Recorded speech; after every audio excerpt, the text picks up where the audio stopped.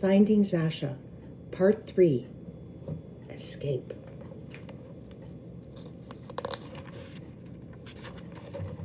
Chapter 28.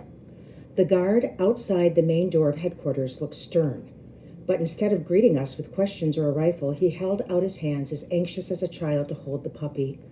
Within a few seconds, he was rubbing his finger along the side of her face and talking to her.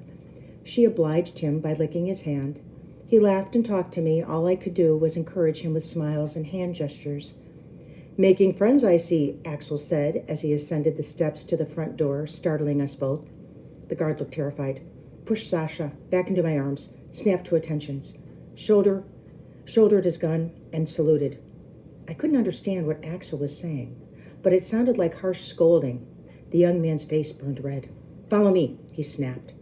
I set Zasha on the ground and we trailed in his footsteps, along with 2 bodyguards, into the building and then into his room. Thor was tucked under Axel's arm, and judging by the way he squirmed to get down and play, he was happy to see Zasha and me. Axel said something to one of the guards, who immediately took Zasha's lead from me, put Thor on his, and left the room. "So," Axel said, pulling off his black leather gloves and dropping them on the desk, "Zasha is now dry and well, I presume?" "Yes, sir. I hope you don't mind, but I went to my house to dry us off and get warm again." He nodded as he threw his overcoat onto a chair. "What was the reason for the problem at the front door?" "There was no problem, sir. The guard just was being friendly. If there had been, I would have just showed him my..." That's when I remembered. "Go on." I just realized that I forgot to put your letter into this coat pocket." My mouth suddenly felt so dry I could barely get my words out. "Because my other coat was wet." He nodded and strolled to the window. When he turned to speak to me, there was a look in his eye I couldn't read.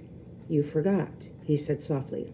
"You forgot the one thing that would keep you safe in the face of an occupying army." "I'm sorry, sir. I was only thinking of making sure Zasha got dry and getting her back to you." He sort of smiled and took stock of me as he walked slowly toward where I stood in front of the desk. "What does that say about you, my little Russian friend?" "I don't know what you mean, sir." He began to walk around me in a circle. I felt his eyes on me, his surgical examination, even when I couldn't see him. "It might mean you're simply careless and forgetful. That's plausible. But you strike me as a precise type of person. I can hear it in the way you play music." "Thank you." "I'm not complimenting you. Precision can also make a piece of music sound wooden. I'm talking about your character."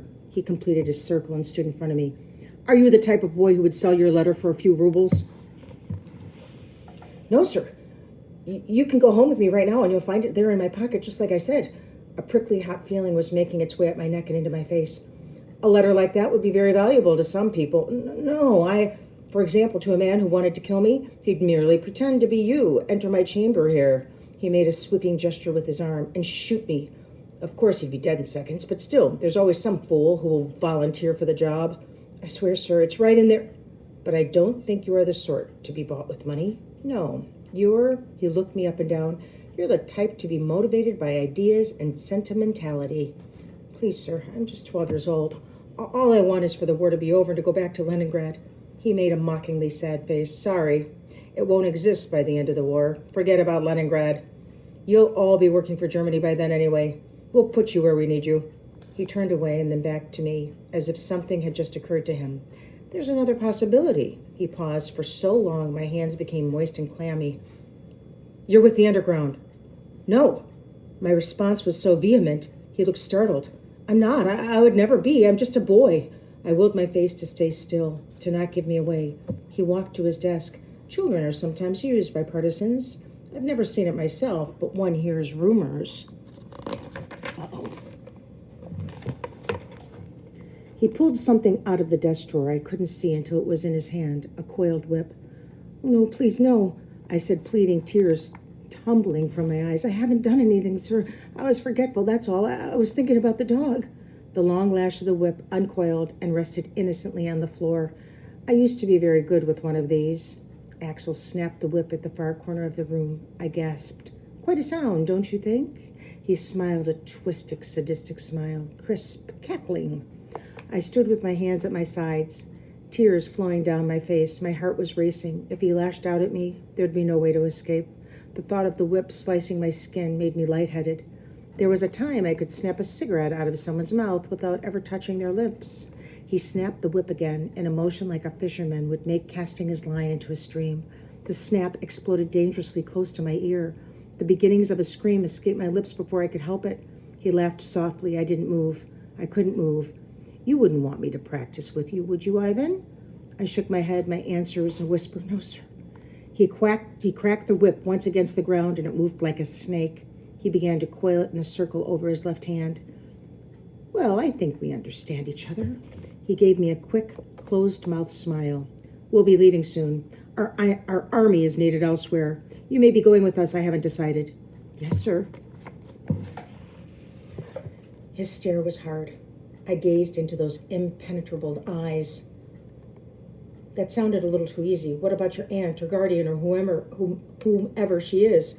What about your precious Leningrad? What about your patriotism? He'd moved closer and closer to me with every question until I could smell his harsh metallic breath. I cleared my throat, willing myself to stop crying and sound reasonable. My voice wavered a bit as I said, I am a good Russian, but I also want to live. Something in my answer pleased him. He grasped my right shoulder. Good boy. We've cleared that up. Now go see that the dogs are fed and dry. See if Fritzy can find a brush so that you can start grooming them. I'll want you back here by 6 o'clock with your Konstantina and your letter. He turned away from me and I left him muttering, thank you, sir. Thank you, sir, a half a dozen times. I don't know how I made it down to the basement. My body was shaking so hard. My legs felt like they had turned into rubber and I could barely support me. Suspicion about me had wormed its way into Axel's mind. It would stay there and probably get worse. Certainly he'd be watching me more carefully. Petra had warned me that we had a limited amount of time with access to German headquarters, and Axel had just confirmed it with his talk of leaving Villeneuve.